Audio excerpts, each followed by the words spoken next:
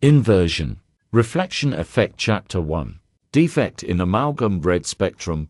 Onset of compression. Max lived a standard, automated life work. Home gadgets. But one day, passing the mirror in the hallway, he notices a delay.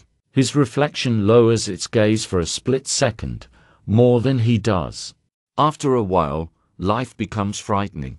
Paranoia grows. Max begins to see his doppelganger out of the corner of his eye.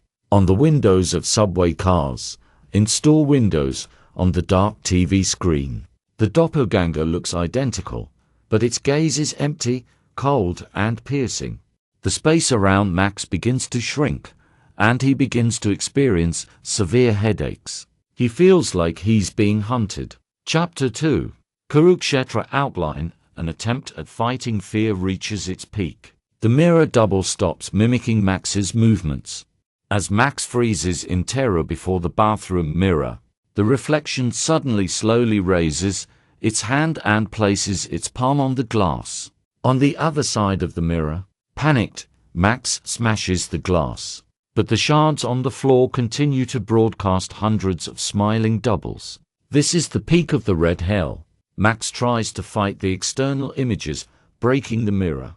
Believing the danger comes from outside, from a demonic entity. He feels like a completely helpless victim, cornered by an unknown monster.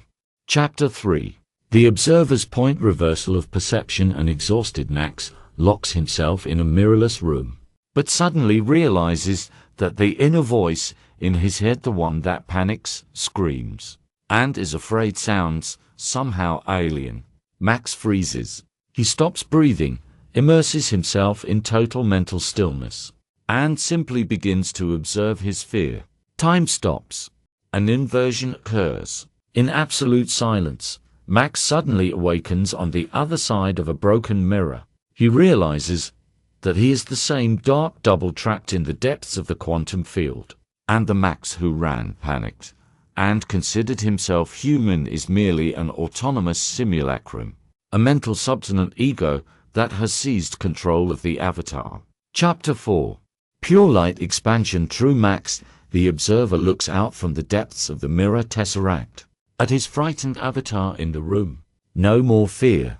The double in the mirror no longer seemed like a monster, it was pure source, trying to break through the dense amalgam of the mind. The simulacrum tenant dissolves into the room, turning into pixels and digital noise. Max realizes that this entire world, the room, the fears, the civilization, was merely a projection of his own condensed beam.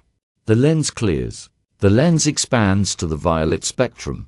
In the final shot, Max exhales deeply, and instead of a dark room, the viewer sees the boundless, glowing quantum field of the void.